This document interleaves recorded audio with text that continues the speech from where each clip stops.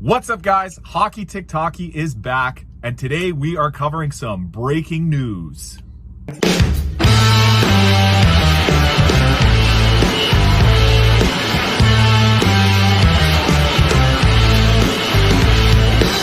All right, guys, so the big news today is there could be a potential massive return for the Calgary Flames on their defense. So I read an article today, it was on The Score, I'm going to link it right here, that Oliver Kylington has returned to the AHL for a conditioning stint. So what does that mean? You might be wondering, is he going to be playing again? Is he coming back into the lineup? Well, we don't know just yet, but this is significant for a guy that's been out of the lineup for as long as he has been. Now, there's been a lot of mystery shrouded in what's been holding Oliver out. He had a breakout season a couple of years ago when the Flames actually were the number one team in the Western Conference for the regular season that year.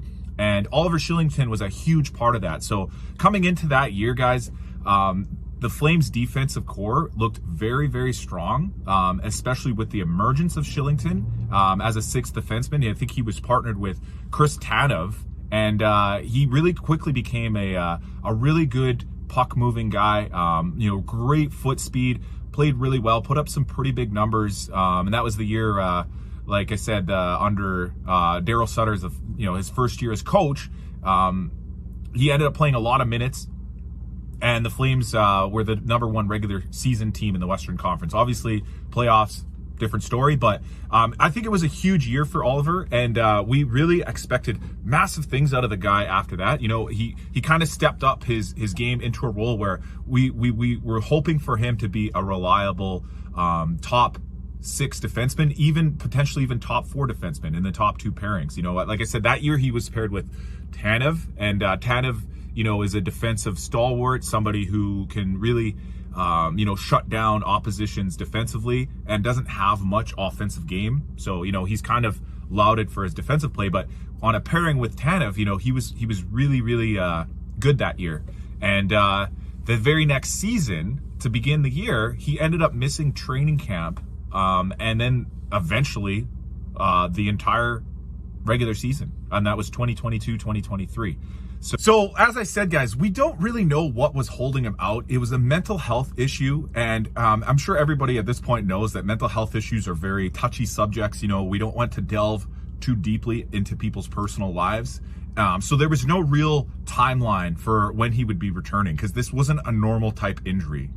For example, if somebody, say they broke their shoulder, dislocated it, and they ended up needing surgery, most often a doctor, excuse me, I got my timmies. Most often a doctor or a, medical professional, a physical therapist, somebody like that would be able to diagnose, exactly what's going on, what's wrong, how long typically it takes to recover from a shoulder injury, and we'll be given a solid timeline, even if it's vague. Like sometimes they'll say it might take 2 to 4 months, which is a very vague sort of large timeline, but usually everybody's given a timeline for something more physical. Now, what Oliver was dealing with, again, we don't actually know exactly. Nobody dove that deep into his personal problems, his personal life, which is respectable. I think the Flames organization had done an extremely, good, diligent and respectful job of taking care of Oliver in terms of what they released to the media and, what has been said about him. But the problem that he had was mental. It was something to do with his personal life.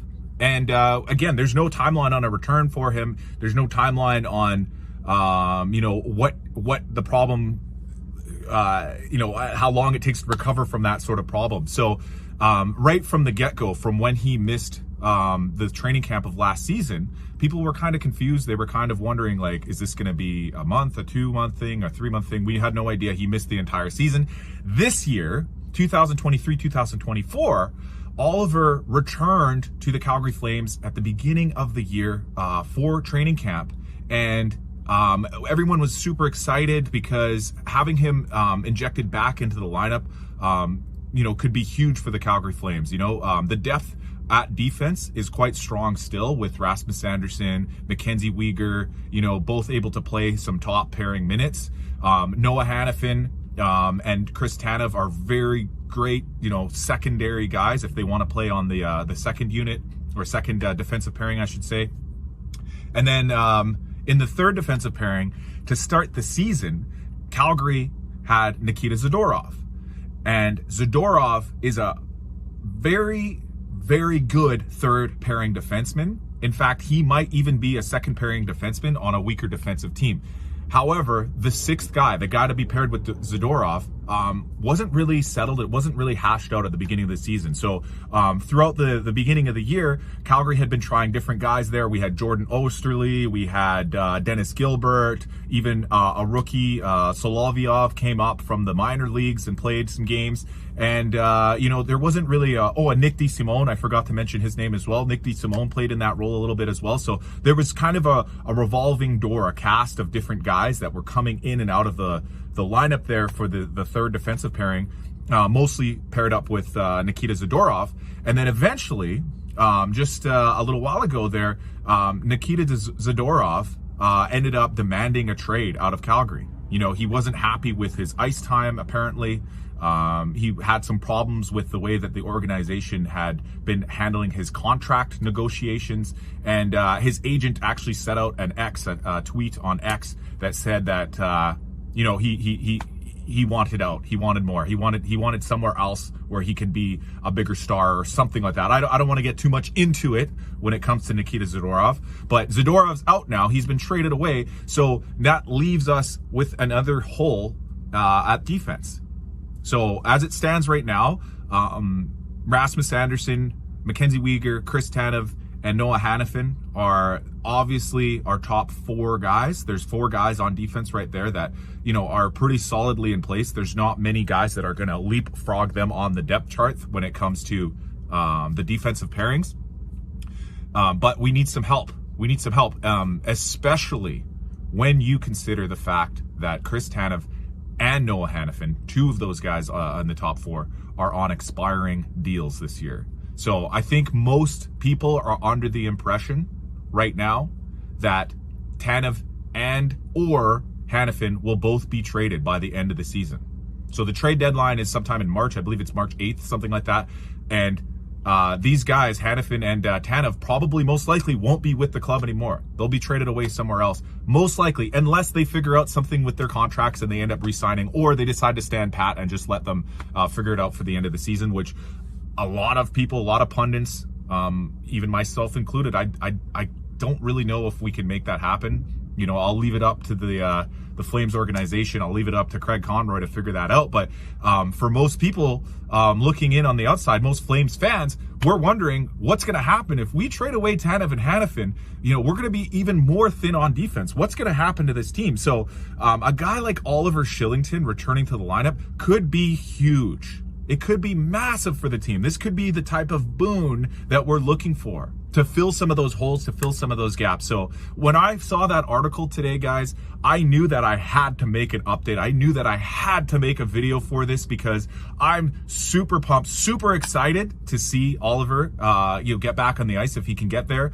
Again, this is all preliminary. I just saw the news today, only that he's going into the AHL for a conditioning stint, which means he's going to try to be getting his body back into shape for hockey since he's taken so much time off the ice in, that highly competitive, most, active role. So a lot of guys, if they go, onto the injury reserve list for whatever reason, mental health or otherwise, when they return, if they feel like maybe they've lost a step or two in their legs or in their lungs or whatever you want to say, they'll go to the AHL first, the minor league affiliate team, and kind of just work their way back into the lineup, get skating again into competitive games so that, maybe after a week or two, sometimes more, sometimes less, they will be ready to play in the NHL once again. So massive news, guys. I'm so happy to hear it. I couldn't be more thrilled, especially for Oliver Shillington, the guy. It's really tough to deal with mental health issues nowadays. Thankfully, people are a little bit more sensitive to that type of stuff, compared to years past. So that's really good news too. And I hope to see Oliver Kylington back on the ice. Maybe he can help the Flames propel themselves forward and get back into that wild card spot for the playoffs this year. That's kind of where we're at right now. It's a Flames game day tonight versus Nashville. So maybe by the time you're watching this, game's already happened or it's already playing right now. But hopefully the Flames can get that win tonight. A big 2 points would be massive for this team, because we're chasing down Nashville for a wild card spot right now, guys. So anyways, hope you enjoyed the video, guys. If you have any comments that you'd like to share about Kylington, about the Flames in general, maybe about the state of hockey, maybe about the All-Star game, which is coming up in about a month or so. They're going to be announcing the lineup soon. I'll probably do a video about that. Let me know, guys, what you want to see me talk about, what you want to see me do.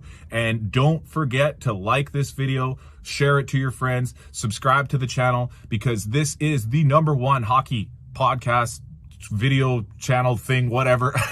I'm #1, guys. #1, and the Calgary Flames are the #1 team as well. I'm just joking, guys. I'm just going off on a little bit of a tangent here now. So have a beautiful day, guys, and I will see you later. Bye now.